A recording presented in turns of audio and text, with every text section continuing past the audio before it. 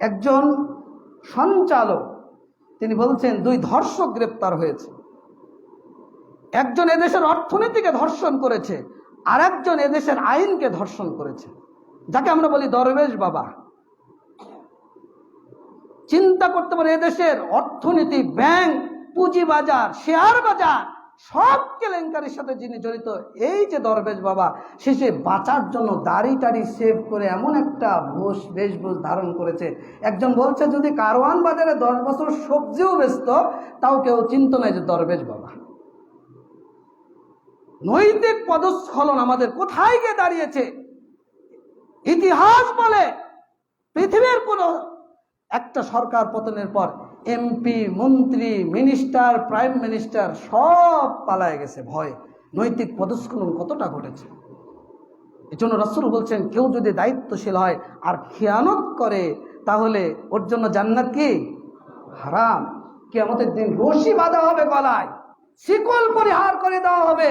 যদি ইনসাফের সাথে দেশ পরিচালনা করে থাকে, আপনার মন্ত্রিত্ব মন্ত্রণালয় পরিচয় করেন, আপনার এই যে এমপি হয়েছেন, যে সংসদে, যে আসনে, এই মানুষদেরকে ইনসাফের সাথে যদি পরিচালিত করে থাকেন, তাহলে কিয়ামতের দিন ওই রশি থেকে বেঁচে যাবেন ইনসাফের ভিত্তিতে। আর যদি খেয়ানত করে থাকেন, বাঁচার কোনো পথ। আমরা আবারও আল্লাহর প্রশংসা করি যে মহান রব আমাদেরকে 195 বছর অত্যাচারিত হওয়ার পর স্বাধীনতা দান করেছেন। বলেন আলহামদুলিল্লাহ। 195 বলাতে অবাক হচ্ছেন, তাই না? যেটা আবার কেমন থিওরি। ইবনে তাইমিয়া রাহিমাহুল্লাহ তিনি বলছেন যে মুসলিমরা শাসকবিহীন একটা রাত, একটা দিন কাটানো মানে 60 বছর অত্যাচারী শাসকের অধীনে জীবনযাপন করা। আমরা কয়টা রাত শাসকবিহীন ছিলাম? 3 রাত। 5 তারিখে পতন হয়েছে, 6, 7, 8, তার মানে 3, 6, 18, 180 আর 15টা বছর। কত হলো? বলেন কত হলো? 195 বছর পর আমরা আল্লাহ শুকরিয়া আদায় করি যে এই অত্যাচারী, এই ফ্যাসিবাদী, এই স্বৈরচারী, এই খুনি এর কবল থেকে আল্লাহ রাব্বুল আলামিন বাংলার মুসলিমদেরকে, আপামার জনগণকে আল্লাহ হেফাজত করেছেন। আলহামদুলিল্লাহ। আমরা আরও দোয়া করি যাদেরকে আল্লাহ রাব্বুল আলামিন শাসক হিসেবে কবুল করেছেন, তারা যেন দক্ষতার সাথে, সততার সাথে, নীতিবোধের সাথে, নৈতিকতার সাথে আমাদেরকে, আমাদের দেশকে আল্লাহ যেন তাদেরকে পরিচালিত করার তৌফিক দান করে। আমরা শান্তি চাই, আমরা নিরাপত্তা চাই, আমরা সাধারণ জনতা।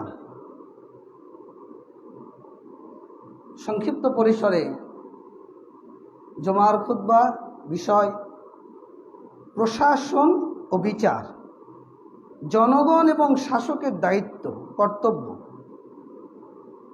আমরা প্রত্যেকটা পরিবার একটা রাষ্ট্র।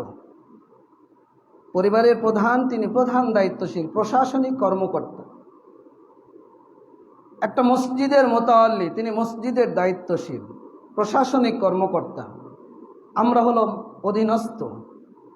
একটা দেশের শাসক, তিনি এই দেশের রাষ্ট্রনেতা, সরকার ব্যবস্থা, আর জনগণ হলো অধীনস্থ। ইসলাম এই যে প্রশাসনিক এবং বিচার কার্যক্রমে নীতিমালা, মূলনীতি আমাদের জন্য পেশ করেছেন। এজন্য যারা শাসক হিসেবে আমরা রয়েছি, ধরেন আপনি একজন ব্যবসা প্রতিষ্ঠানের মালিক, আপনি শাসক, আপনার অধীনে যারা, তারা অধীনস্থ কর্মচারী। আপনি একজন সরকারি প্রশাসনিক কর্মকর্তা বা দেশের রাষ্ট্রনেতা, রাষ্ট্রপ্রধান।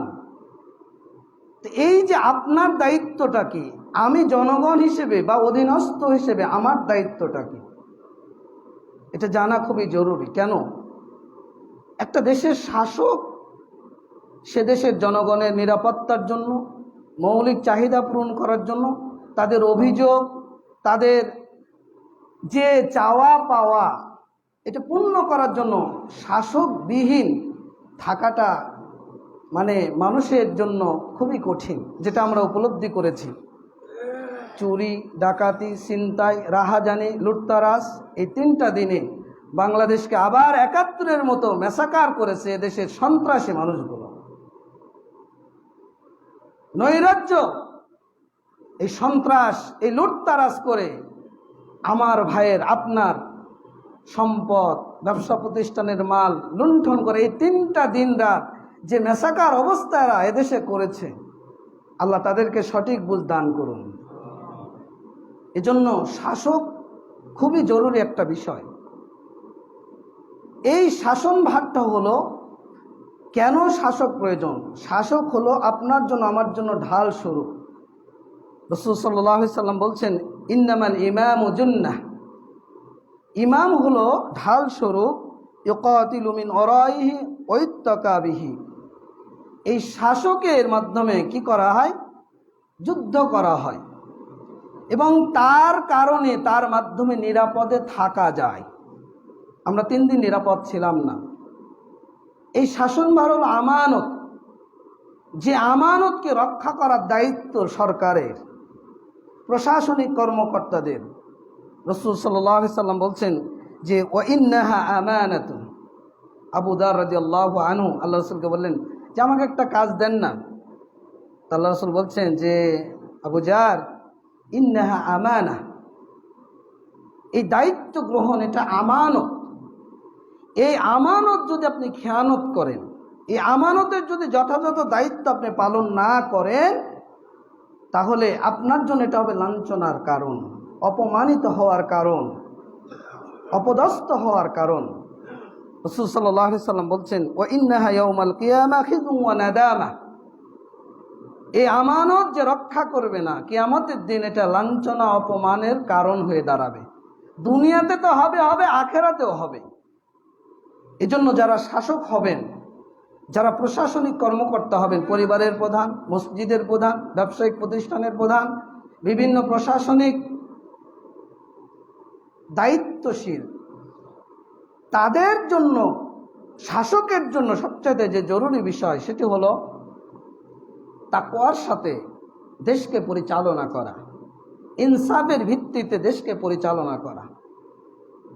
সহিহ বুখারীর হাদিস 2957 নম্বর, রাসূল সাল্লাল্লাহু আলাইহি সাল্লাম বলছেন যে ফাইন আমারা বিতাকওয়াল্লাহ ওয়া আদালাহ, যদি শাসক তাকওয়া অনুযায়ী আল্লাহর বিধান মোতাবেক দেশকে পরিচালিত করে এবং ইনসাফ কায়েম করে, তাহলে এর কারণে ওই ব্যক্তি নেকি পাবে। যদি এর ব্যতিক্রম হয়, তাহলে গুনাহটাও তার উপর বর্তাবে। রাসূল সাল্লাল্লাহু আলাইহি সাল্লাম সহিহ মুসলিমের 1825 নম্বর হাদিস বলছেন যে ইল্লা মান আখাযাহা বিহাক্কিহা ওয়া আদ্দা আল্লাযী আলাইহি বিহা ফিহা, এই শাসনভার হলো আমানত। তবে যদি আমানতের খেয়ানত করে তাহলে লাঞ্ছিত, অপমানিত হবে। তবে ওই ব্যক্তি ব্যতীত যে হক সহকারে এই দায়িত্বকে গ্রহণ করেছে এবং ওয়াদ্দাল্লাযী আলাইহি ফিহা, এবং নিষ্ঠার সাথে তার অর্পিত দায়িত্ব পালন করেছে, ওই ব্যক্তি মুক্তি পাবে। যদি আপনি প্রশাসক হয়ে আপনার দায়িত্ব যথাযথ নিষ্ঠার সাথে পালন করেন, তাহলে আপনার জন্য নাজাত। না হলে অপমানিত, লাঞ্ছিত আপনাকে দুনিয়াতেও হতে হবে, আখেরাতেও হতে হবে। আমরা তো দেখতে পাচ্ছি, কারণ যারা এদেশের প্রশাসক, দায়িত্বশীল ছিল, তারা তাদের অর্পিত দায়িত্ব ইনসাফের সাথে, তাকওয়ার সাথে পালন করেনি। 2 নম্বর বিষয় হলো, যিনি প্রশাসক হবেন তার জন্য গুরুত্বপূর্ণ বিষয় হলো তার জন্য 2 জন গোপন পরামর্শক নিযুক্ত করা। রাসূল সাল্লাল্লাহু আলাইহি সাল্লাম বলছেন যে মা বা'সাল্লাহু মিন নাবিয়্যিন, আল্লাহ এমন কোন নবীকে পাঠাননি, এমন কোন খলিফা নিযুক্ত করেনি যার জন্য 2 জন পরামর্শক নিযুক্ত করেছে। একজন পরামর্শক তাকে ভালো কাজের পরামর্শ দেবে, সৎ কাজের পরামর্শ দেবে, নেকির কাজের পরামর্শ দেবে। আর একজন পরামর্শক থাকবে যে তাকে অন্যায়, অপকর্ম, পাপাচারের পরামর্শ দেবে। রাসূল সাল্লাল্লাহু আলাইহি সাল্লাম আরো বলছেন ইযা আরাদাল্লাহু বিল আমিরি খায়রান জাআলা লাহু ওয়াজিরা সিদকিন আল্লাহ যদি কোনো শাসক প্রশাসকের কল্যাণ চান তাহলে তার জন্য একজন সত্যবাদী পরামর্শক নিযুক্ত করেন। যদি শাসক ভুলে যায় তাহলে শাসককে স্মরণ করিয়ে দেয়, শাসকের যদি কোনো জিনিস স্মরণ হয় তাহলে তাকে সহযোগিতা করে। রাসূল সাল্লাল্লাহু আলাইহি সাল্লাম আরো বলছেন, আল্লাহ যার অকল্যাণ চান তার জন্য এমন উজির, এমন পরামর্শক নিযুক্ত করেন, শাসক ভুলে গেলে স্মরণও করে দেয় না, আবার স্মরণ করলে তাকে সহযোগিতাও করে না। আমরা জানি না আপনি কাকে পরামর্শক নিযুক্ত করেছিলেন। আপনি কাদেরের মতো একজন সন্ত্রাসীকে দেশের পরামর্শক নিযুক্ত করেছেন, যে আপনাকে আমাকে বলে যে এই অমুক তমুক রেডি থাকো, মোকাবেলা করতে হবে। সে দেশে সততার সাথে, নিষ্ঠার সাথে, ইনসাফের সাথে, তাকওয়ার সাথে সে দেশ পরিচালিত হতে পারে কি করে? রাসূল সাল্লাল্লাহু আলাইহি সাল্লাম আপনার জন্য, আমার জন্য এই শাসকদেরকে দায়িত্বশীল নিযুক্ত করেছেন। আমি অধীনস্থ হিসেবে, জনগণ হিসেবে আমার নিরাপত্তা নিশ্চিত করা, আমার মৌলিক চাহিদা পূর্ণ করা, আমার অবস্থান, আমার কার্যক্রম সব কিছু সুচারুভাবে সম্পূর্ণ করা। যদি আপনি দায়িত্বশীল হিসেবে ব্যর্থ হন তাহলে কিয়ামতের দিন আপনাকে জিজ্ঞাসিত হতে হবে। রাসূল সাল্লাল্লাহু আলাইহি সাল্লাম বলছেন, আলা কুল্লুকুম রাইন ওয়া কুল্লুকুম মাসউলুন আন রাইয়াতিহি, জেনে রাখো তোমরা প্রত্যেকে দায়িত্বশীল আর স্ব দায়িত্ব সম্পর্কে তোমাদেরকে জিজ্ঞাসিত হতে হবে। ফাল ইমামুল্লাযী আলান নাসি রাইন ওয়া হুয়া মাসউলুন আন রাইয়াতিহি, দেশের রাষ্ট্রনেতা তিনি মানুষের উপর দায়িত্বশীল, তিনি তার দায়িত্ব সম্পর্কে যথাযথ জিজ্ঞাসিত হতে হবে। আপনি আমার মৌলিক চাহিদা পূরণ করেছেন কিনা? আমার নিরাপত্তা দিয়েছেন কিনা? আমাকে নিশ্চিত স্বাধীনভাবে মত প্রকাশের, স্বাধীনভাবে এদেশে চলাচলের, স্বাধীনভাবে তাওহীদ প্রতিষ্ঠা বাস্তবায়ন করার, স্বাধীনভাবে আল্লাহর ইবাদত প্রতিষ্ঠা করার স্বাধীনতা আপনি আমাকে দিয়েছেন কিনা? যদি দিয়ে থাকেন কিয়ামতের দিন নাজাত পাবেন, আর যদি দিয়ে না থাকেন আজকে আল্লাহর কাছে আবার অভিযোগ করছি, কিয়ামতের দিন এইরকম শাসকের বাঁচার কোনো পথ নেই, কোনো পথ নেই। মাসউলুন আন রাইয়াতিহি, রাসূল বলছেন তার দায়িত্ব সম্পর্কে তাকে জিজ্ঞাসিত হতে হবে। এজন্য আমরা যদি এখানে কেউ প্রশাসক থেকে থাকি তাহলে আমাদের উচিত যে অধীনস্থদের দায়িত্ব সম্পর্কে সচেতনতা। আপনি কিভাবে আপনার দায়িত্ব পালন করছেন? এরপরে শাসকের জন্য অন্যতম যে গুরুত্বপূর্ণ সেটি হলো শাসিত জনগণের প্রতি সহনশীলতা প্রদর্শন। এটা মানুষের মহৎ গুণ। সহনশীলতা মানে আপনার সাথে বন্ধুত্বপূর্ণ আচরণ করা, সদ্ভাব বজায় রাখা, ক্ষমা করা, আপনার প্রতি নম্র আচরণ করা, দয়া প্রদর্শন করা, কঠোরতা আরোপ না করা, আপনার জন্য কঠিনতা আরোপ না করা, এটার নাম হলো সহনশীলতা। রাসূল সাল্লাল্লাহু আলাইহি সাল্লাম যখন কোনো সাহাবীকে কাজে পাঠাতেন অথবা শাসক নিযুক্ত করতেন, আল্লাহ রাসূল তাকে বলতেন যে ইয়াসসিরু ওয়ালা তুনাফিরু ওয়ায়াসসিরু ওয়ালা তুআসসিরু। আল্লাহ রাসূল বলতেন যে তুমি সুসংবাদ প্রদান করবে, সুসংবাদ শোনাবে, নৈরাশ্যজনক কথা বলে তাদের মধ্যে অবহেলা, ঘৃণা সৃষ্টি করবে না, তাদের সাথে উদার ব্যবহার করবে, কঠোর ব্যবহার করবে না। হাদিসটি সহিহ বুখারীর 6124 নম্বর। অন্য বর্ণনা আসছে আল্লাহ রাসূল বলছেন ওয়ালা তুনাফিরু ওয়াসাক্কিনু ওয়ালা তুনাফিরু, তোমরা তাদেরকে সান্ত্বনা প্রদান করবে, তাদেরকে ভয় দেখিয়ে তাড়িয়ে দেবে না। অন্য বর্ণনা আসছে মুআয ইবনে জাবালকে যখন আল্লাহ রাসূল সাল্লাল্লাহু আলাইহি সাল্লাম আবু মুসা এবং মুআজকে ইয়ামানের শাসনকর্তা নিযুক্ত করলেন, এই বাক্যগুলোই বললেন। শেষে তিনি নিযুক্ত করলেন ওয়াতাতাওয়া ওয়ালা তাখতালিফা, তোমরা একে অপরের ঐক্যবদ্ধ থাকবে, বিচ্ছিন্ন হবে না, একে অপরের অনুগত থাকবে। আজকে সহনশীলতা কোথায়? মানুষ নিরাপদে অবস্থান করতে পারে না। হুমকি ধামকি, জেল, জুলুম, অত্যাচার, নিপীড়ন, নির্যাতন, এই 15টা বছর মানুষ যে নিপীড়নের, যে নির্যাতনের শিকার হয়েছে, প্রত্যেকটা নির্যাতনের জন্য, প্রত্যেকটা মুহূর্তের জন্য এই নিরাপত্তাহীনতায় ভোগার কারণে আল্লাহর কাছে কি আপনি জবাব দিতে পারবেন? আপনার জবাব কোথায়? কিভাবে দেবেন আপনি? এই স্বাধীন দেশে আমি স্বাধীনভাবে চলতে পারি না, এই স্বাধীন দেশে আমি স্বাধীনভাবে মত প্রকাশ করতে পারি না, এই স্বাধীন দেশে আমি আমার ধর্ম নিয়ে চলতে পারি না, ভয়ে দাঁড়িয়ে রাখতে পারি না, জঙ্গি, জামাত, শিবির, অমুক তমুক ট্যাগ লাগিয়ে এই ইমানদার মানুষগুলোকে মিথ্যা হয়রানি দিয়ে আজকে এই মানুষগুলোর চোখের পানি আসমান কবুল করেছে। আলহামদুলিল্লাহ, আসমান সহ্য করেনি। এত সহজ নয়।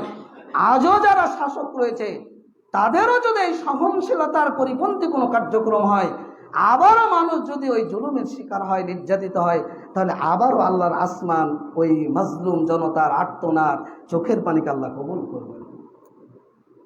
এজন্য শাসকদের জন্য জরুরি বিষয়, কঠোরতা আরোপ কখনোই করবেন না। আপনি মসজিদের ইমাম, চাইলেই আপনি আপনার অধীনস্থদের উপর কঠোর বাক্য প্রয়োগ করলেন। আপনি একজন ব্যবসায়ী প্রতিষ্ঠানের মালিক, আপনি কর্মচারীর উপর কঠোরতা আরোপ করলেন। আপনি শাসক, আপনি চাইলেই আপনার বাহিনীকে বলে দিলেন চালাও বলে, আরে ওই বুলেটটা আমার টাকায় কেনা, যে বুলেট আপনি আমাকে মারছেন ওটা জনগণের টাকায়, ট্যাক্সের টাকায়, ওই টাকায় বুলেট কিনে আপনি জনগণের বুকে মারেন কি করে? কে সাহস আপনাকে দিল? রাসূল সাল্লাল্লাহু আলাইহি সাল্লাম বলছেন, আল্লাহুম্মা মান ওয়ালিয়া মিন আমরি উম্মতি শাইয়ান ফাশাক্কা আলাইহিম ফাশকুক আলাইহি ওয়া মান ওয়ালিয়া মিন আমরি উম্মতি শাইয়ান ফারাফাকা বিহিম ফারফুক বিহি। হে আল্লাহ, কোনো ব্যক্তি যদি আমার উম্মতের সামান্য কাজের দায়িত্বশীল হয়, আপনি 10 জনের দায়িত্বশীল, 5 জনের দায়িত্বশীল, 100 জনের দায়িত্বশীল, কেউ যদি কোনো মানুষের দায়িত্বশীল হয়, তারপর সে যদি অধীনস্থ লোকদের ওপর কঠোরতা আরোপ করে, আল্লাহ আপনিও তার উপর কঠোর হয়ে যান।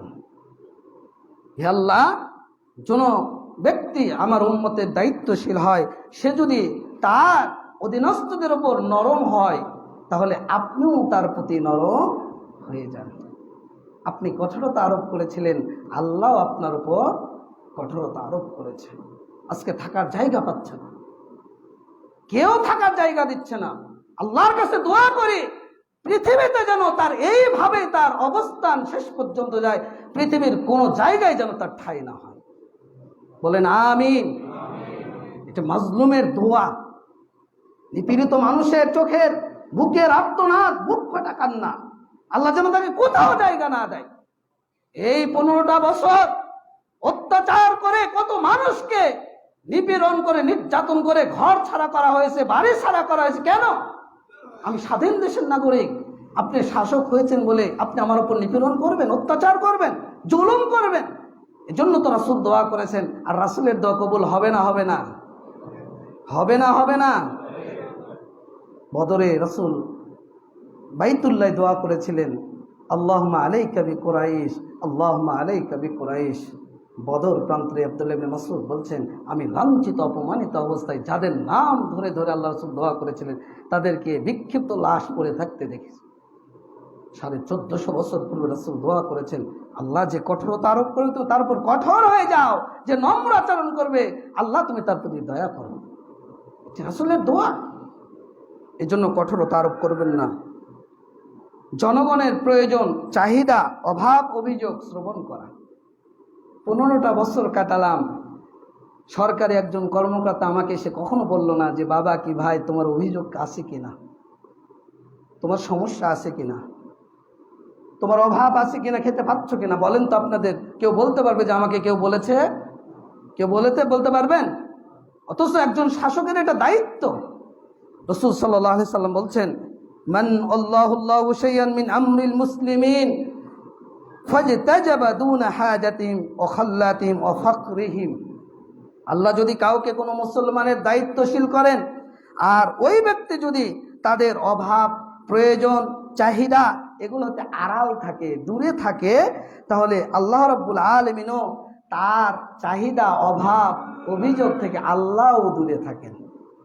মুসনাদ আহমদের বর্ণনা আসছে, আল্লাহ রাসূল বলছেন, আগলাকাল্লাহু লাহু আবওয়াবাস সামাই দুনা খাল্লাতি ওয়া হাজাতিহি ওয়া মাসকানাতিহি, যে আল্লাহ রাব্বুল আলামিন তার প্রয়োজন, তার চাহিদা, অভাব মোচনের জন্য আসমানের সমস্ত দরজা বন্ধ করে দেন। আজকে আপনি নাকি মাদার অফ হিউম্যানিটি, বিশ্বের এখানে ওখানে থাকার জন্য, রাজনৈতিক আশ্রয়ের জন্য দাবি করা হচ্ছে, কিন্তু কেউ তাকে রাজনৈতিক আশ্রয় দিতে চাচ্ছে না। এই দরজা বন্ধ করেছেন কে? বন্ধ করেছেন কে? আল্লাহ। কারণ আপনি জনগণের চাহিদা কখনো পূর্ণ করেননি, অভিযোগ কখনো শোনেননি। মানুষ না খেয়ে থেকেছে, আর এই সন্ত্রাসী চোরেরা, ডাকাতরা ব্যাংক লুটতারাজ করে, ছিনতাই করে, এদেশের সম্পদকে পাচার করে এদেশের অর্থনীতির মেরুদণ্ডকে ভেঙে চুরমার করে দিয়েছে। যারা বিভিন্ন ব্যাংকে চাকরি করেন, বিভিন্ন সেক্টরে যারা চাকরি করেন, তারা এখন উপলব্ধি করছেন যে দেশটা কোথায় চলে গেছে।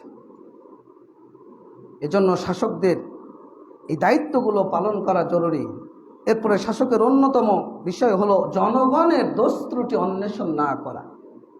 আমি সাধারণ জনতা, আপনি চাইলে আমাকে ধরে নিয়ে যাবেন, আপনি মিথ্যা মামলা দেবেন, হয়রানিমূলক কার্যক্রম পরিচালনা করবেন, আপনি সন্দেহের বশত আমাকে জিজ্ঞাসা, রিমান্ড নেই সেই হাবি জাবি করে আমার মান সম্মান একবার নষ্ট করে দেবেন। এটা ইসলাম নয়, এটা শাসকের দায়িত্ব নয়।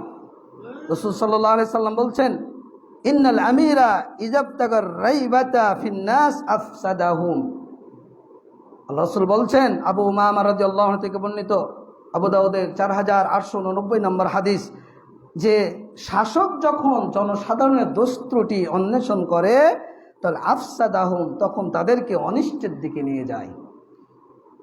রাসূল সাল্লাল্লাহু আলাইহি সাল্লাম আরো বলছেন, শুআবুল ঈমান 9212 নম্বর হাদিস, যে ইন্নাকা ইদাত্তাবা'তা আওরাতিন নাস আফসাদাতহুম আফসাদতাহুম। আল্লাহ রাসূল বলছেন যে যদি তুমি মানুষের দোষ ত্রুটি তালাশ করে বেড়াও, তাহলে তুমি তাদেরকে খারাপ করে ফেললে। এটা নিষিদ্ধ বিষয়। ওয়ালা তাজাসসু, আল্লাহ সূরা হুজরাতের 12 নম্বর আয়াতে বলছেন, তোমরা মানুষের গোপন দোষ ত্রুটি অন্বেষণ করো না। রাসূলও বলছেন, মুসনাদে আহমদের হাদিস, যে তোমরা দোষ ত্রুটি অন্বেষণ করো। হ্যাঁ, আপনি প্রমাণ হিসেবে প্রমাণিত বিষয়, আমি লুট করেছি, চাঁদাবাজি করেছি, হত্যা করেছি, জেনা করেছি, ছিনতাই করেছি, আপনি আমাকে ধরেন, কোনো সমস্যা নেই। কিন্তু একজন নিরপরাধ মানুষ, আপনি কেন সন্দেহের বশত তাকে ধরে আপনি তার দোষ ত্রুটি অন্বেষণ করার চেষ্টা করলেন? এই যে আয়না ঘর, ব্যারিস্টার আইমান 8 বছর পর 2 সন্তানকে সে কোলে নিয়েছে। বলেন তো এই দৃশ্য আপনি সহ্য করতে পারবেন? ব্রিগেডিয়ার জেনারেল আজমি 10 বছর তাকে এই আয়না ঘরের বন্দিশালায় তাদেরকে বন্দি করে রাখা হয়েছে। 8 বছর পর্যন্ত স্ত্রী অপেক্ষা করেছেন। 8 বছর পরে তিনি অন্য জায়গায় বিবাহিত হয়ে অন্যের স্ত্রী হয়ে চলে গেছে। এখন ব্যক্তি বাসায় আসছে, তার এদেশে তার আপন বলতে কেউ। তৃষ্ণার্ত হবেন, পানির মধ্যে মরিচ মিশানো হতো। একজন বর্ণনা করছেন, 3 মাস 4 দিন হাতটা বেঁধে, ঘুম যে আল্লাহর নিয়ামত, আমি 3 মাস 4 দিন আমি বুঝতে পারিনি যে এটা আল্লাহর নিয়ামত। আমি তখন বুঝেছি যে এটা আল্লাহর অন্যতম একটা নিয়ামত। ঘুম কি, যে আমি শুয়ে ঘুমাতে পারিনি। কি মর্মান্তিক, কি নির্মম এই অত্যাচার! এই আয়না ঘরের মতো এই বন্দিশালায় আপনি নিরপরাধ মানুষগুলো, কি অপরাধ ছিল আইমানের, কি অপরাধ ছিল আজমের? যদি অপরাধ থাকতো আপনি তাকে শাস্তি দিতেন, আপনি তাকে ফাঁসি দিতেন প্রমাণ করে, তাহলে কেউ কিছু বলতো না। কিন্তু এই 8টা বছর সে ইবাদত, রাত দিন সে বুঝতে পারেনি কখন ফজর আর কখন মাগরিব। এই যে তার ইবাদত বন্দেগী, 1 মগ পানি দেওয়া হতো তার ওযু, পায়খানা, প্রসাব সব কিছু করার জন্য। এই যে নিপীড়ন, নির্যাতন, বলেন তো আসমান সহ্য করতে পারে? যাদেরকে নিহত করেছেন, হত্যা করা হয়েছে, আপনি কি ফিরিয়ে দিতে পারবেন এই পরিবারগুলোর আর্তনাদ? এজন্য ইসলাম বলেছে যে কোন আমিরের জন্য এটা উচিত না মানুষের দোষ ত্রুটি অন্বেষণ করা। শাসকদের এটা দায়িত্ব। আপনি প্রমাণিত একটা বিষয়, সেটা আলাদা কথা। এখন চোরেরা ধরা পড়ছে, এগুলো প্রমাণিত বিষয়, আপনি সেগুলো ইনভেস্টিগেশন করেন, কোনো সমস্যা নেই। কিন্তু আমি তো নিরপরাধ মানুষ, আপনি কেন আমাকে ধরলেন? এরপরে আইনের শাসন যথাযথ বাস্তবায়ন করা। যদি আপনি আইনের শাসন বাস্তবায়ন না করেন, আপনি একজন ফাঁসির আসামি, আপনি প্রমাণ ছাড়া তাকে ফাঁসি দিয়ে দিলেন, সেই মানুষটা বছরের পর বছর ধরে এই ফাঁসির দড়ি নিয়ে সে জীবন যাপন করছে। 5 বছর, 10 বছর, 20 বছর, 25 বছর। 25 বছর পর দেখা গেল যে লোকটার কোনো দোষ নেই। জেলখানাগুলোতে যান, এই যে মানুষের হাহাকার, আপনি আইনের শাসন বাস্তবায়ন করেন। আমার কথা হলো ইসলামের শাসন কি? আমি যদি জেনা করে থাকি আমাকে সাথে সাথে হত্যা করেন, আমি যদি হত্যা করে থাকি আমাকে হত্যা করেন, এটা ইসলামের বিধান। যখন আপনি সাথে সাথে আইনের বাস্তবায়ন করবেন, দেখবেন এদেশে আর কোনো হত্যাকারী, কোনো ধর্ষক, কোনো চোর, কোনো ডাকাত, কোনো ছিনতাইকারী এদেশে থাকতে পারে না। আমি জানছি তো আমি জেলখানার এই গেট দিয়ে ঢুকবার ওই গেট দিয়ে বের হয়ে আসবো, কোর্টের এই দরজা দিয়ে ঢুকবার ওই দরজা দিয়ে বের হবো, কারণ আইনের শাসন নেই। আইন তো নিজের হাতের পুতুল, যেভাবে ইচ্ছে সেভাবে পরিবর্তন করে।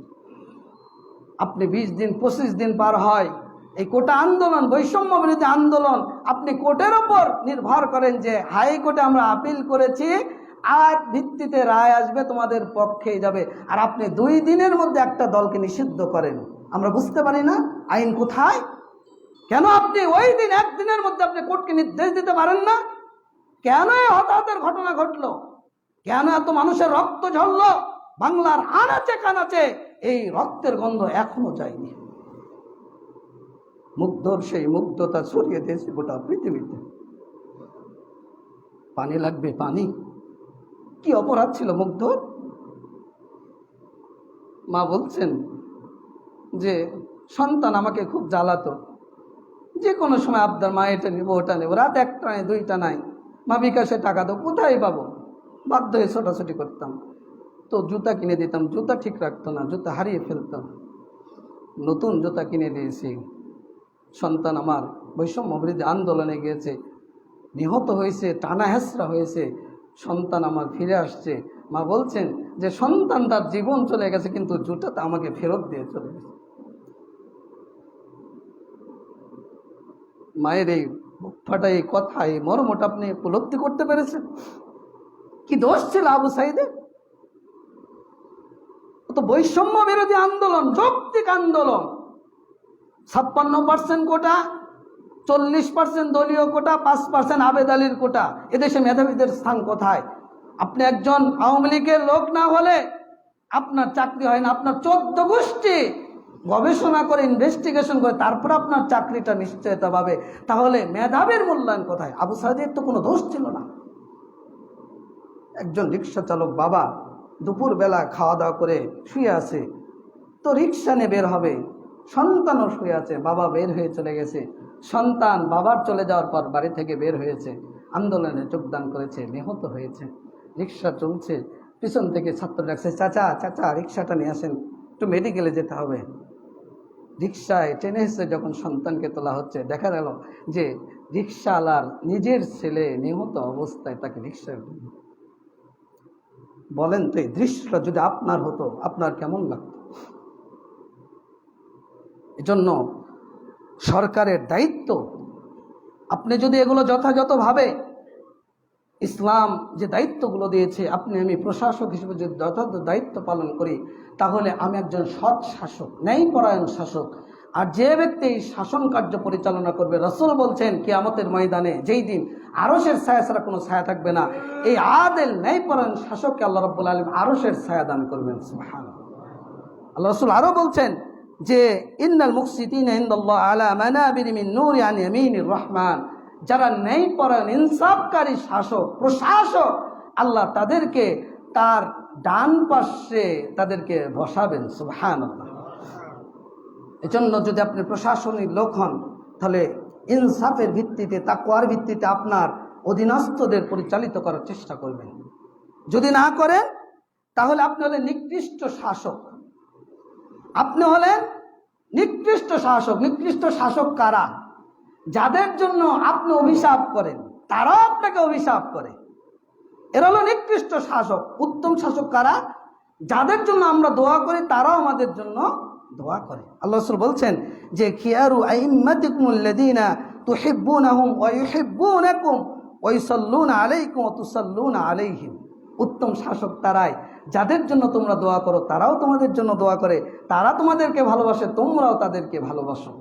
এদেশের 90% মানুষ আপনার প্রতি এতটাই ঘৃণা, আপনার বাপের প্রতি এতটাই বিদ্বেষ, তারা 15 বছর যে নির্যাতিত হয়েছে, 5 আগস্ট তার আমরা ফলাফল দেখেছি। আপনি কোন প্রকৃতির শাসক? এজন্য আপনাকে ন্যায়পরায়ণ শাসক হতে হবে, প্রশাসক হতে হবে। এরপরে আপনার এমন প্রশাসক আপনি হবেন, জনসাধারণের জন্য আপনার ঘর উন্মুক্ত থাকবে, আপনার দ্বার উন্মুক্ত থাকবে।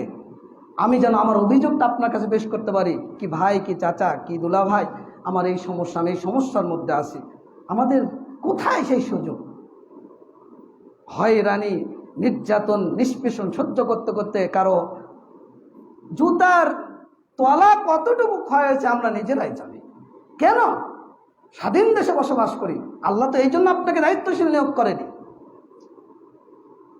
এজন্য আপনাকে আমাকে দায়িত্বশীল হতে হবে। কর্মচারীদের জবাবদিহিতা। আল্লাহ রাসূল সাল্লাল্লাহু আলাইহি সাল্লাম ইবনু লুতাবিয়াকে সাদাকা গ্রহণ করার জন্য দায়িত্ব দিলেন।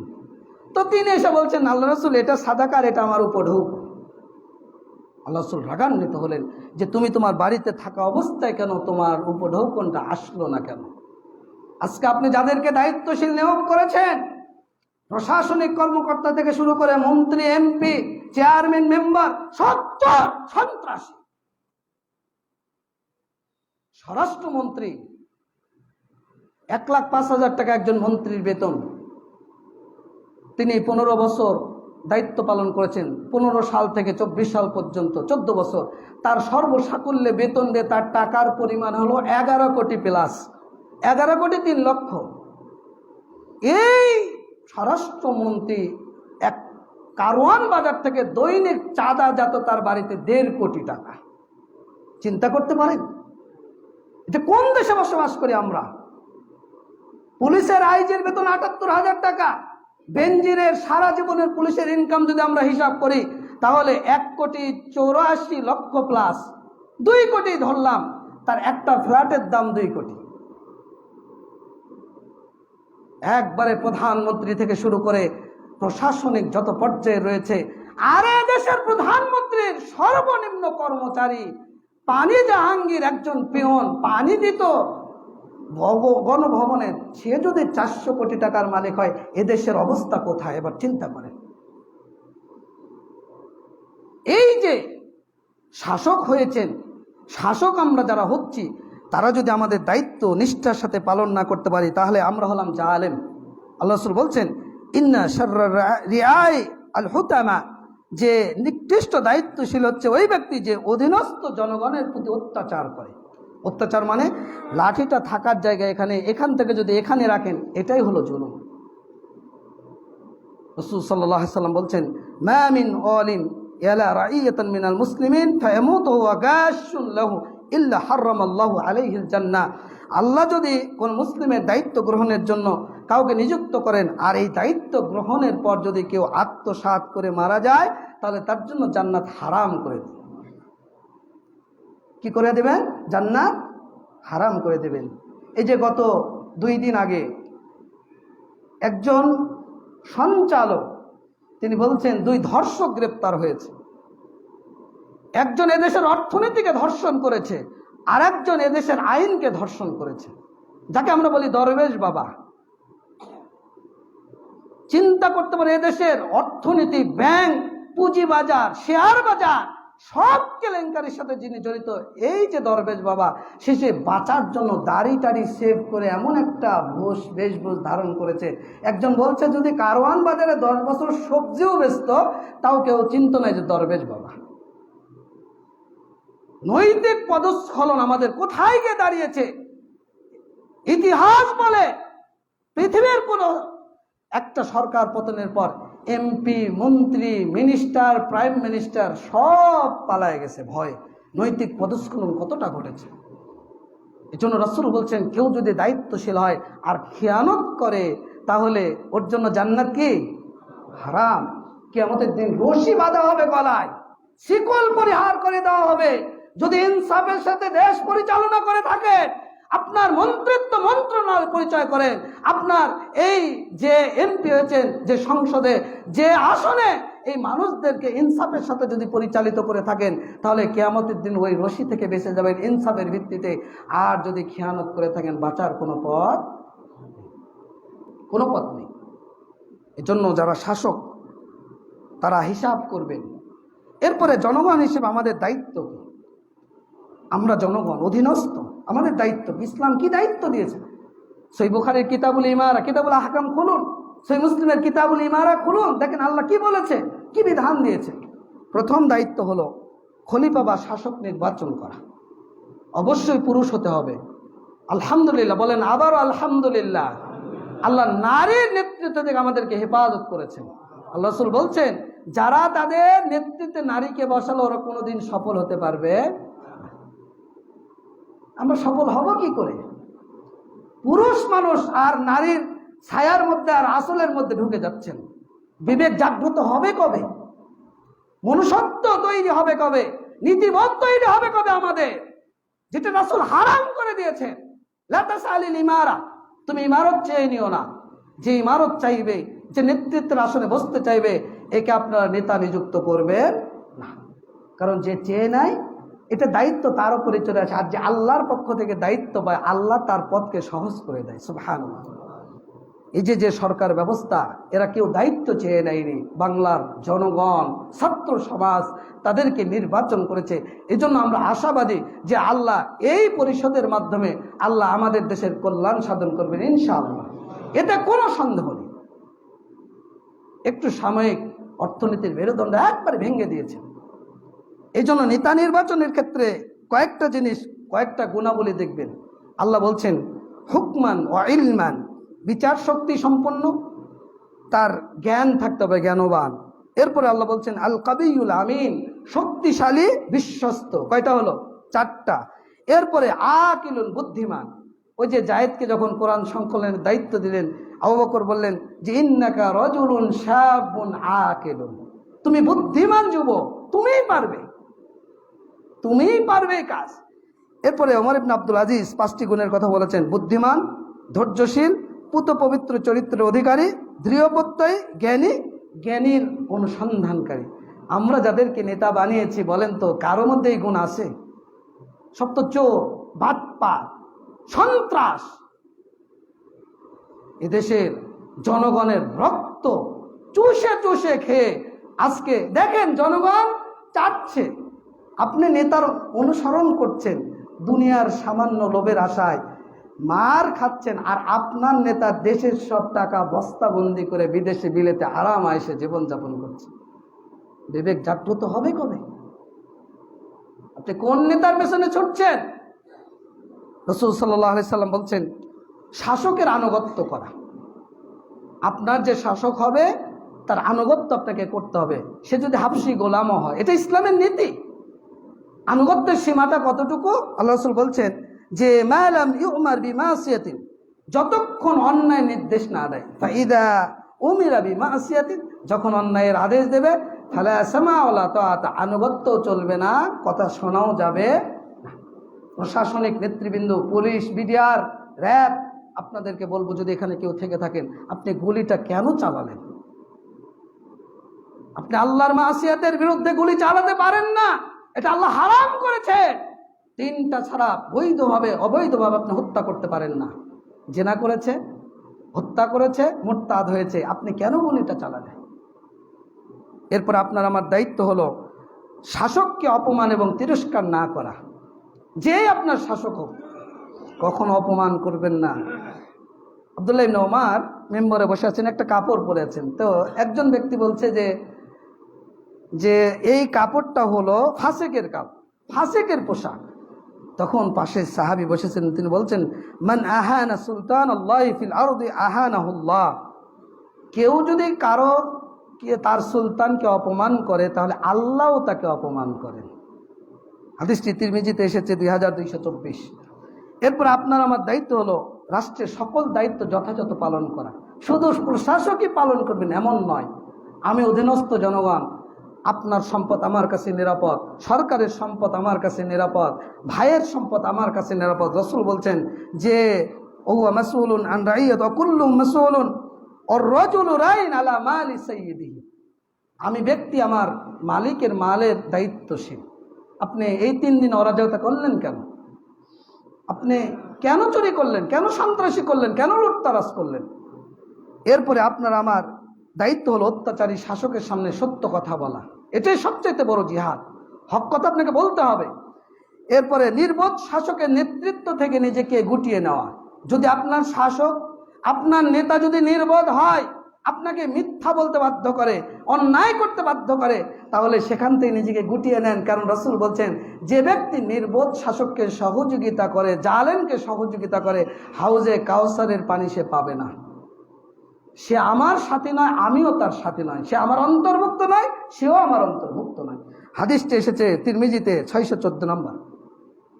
কর্মচারী হিসেবে আপনার বেতন যতটুকু, আপনার যদি 15,000 বেতন হয়, 15,000 1 টাকা যদি বেশি নেন, এটা আত্মসাৎ। আর কিয়ামতের দিন আল্লাহ ঘাড়ে চাপিয়ে দেবেন। যারা এদেশের লুটতারাজ, অর্থ পাচার করেছে, কিয়ামতের দিন এই বোঝা কি বহন করতে পারবে? আপনি আমি কি পারবো যদি আত্মসাৎ করে থাকি? এরপরে অন্যতম আপনার আমার দায়িত্ব হলো ঘুষ দেবও না, নেবও না। লাআনা রাসূলুল্লাহ সাল্লাল্লাহু আলাইহি ওয়াসাল্লাম আর-রাশি ওয়াল মুরতাশি। ঘুষ প্রদানকারী এবং গ্রহণকারী দুইজনের প্রতি আল্লাহ রাসূল লানত করেছেন। এজন্য আপনার আমার উচিত যে এই দুর্নীতির কাজে সহযোগিতা না করা।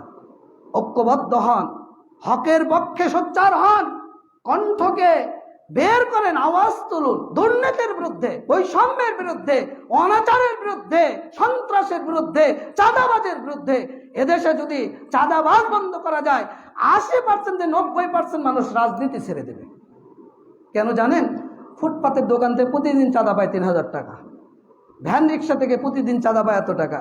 তাহলে রাজনীতি করি কেন? ওই চাঁদার জন্যই। এজন্য এগুলোর ব্যাপারে ঐক্যবদ্ধ হন। যদি আমরা ঐক্যবদ্ধ হতে পারি, তাহলে এই দ্বিতীয়বারের এই স্বাধীনতা আমাদের জন্য কল্যাণ বয়ে আনবে ইনশাআল্লাহ। এটা কোনো সন্দেহ নেই। আল্লাহ রাব্বুল আলামিন আমাদেরকে জনগণ এবং শাসক, আমি যদি শাসক হই যে দায়িত্ব দিয়েছেন, আমি যদি জনগণ হই যে দায়িত্ব দিয়েছেন, এই দায়িত্ব যেন আমরা যথাযথ পালন করতে পারি। আল্লাহ তুমি আমাদেরকে সেই তৌফিক দান করো। আমরা যাতে করে এ দেশ একটা মজবুত, টেকসই, একটা উন্নয়নশীল দেশ হয়। আমরাও যেন উন্নত মানসিকতা, মনুষ্যত্ব নিয়ে বিবেকবোধ, আমাদের নীতিবোধ জাগ্রত করতে পারি। আল্লাহ তুমি আমাদেরকে সেই তৌফিক দান করো। আর এই জন্য জরুরি যে বিষয়, সেটা হলো তাওহীদের শিক্ষা আর রাসূল সাল্লাল্লাহু আলাইহি সাল্লামের আদর্শ আপনার জীবনে বাস্তবায়ন করা।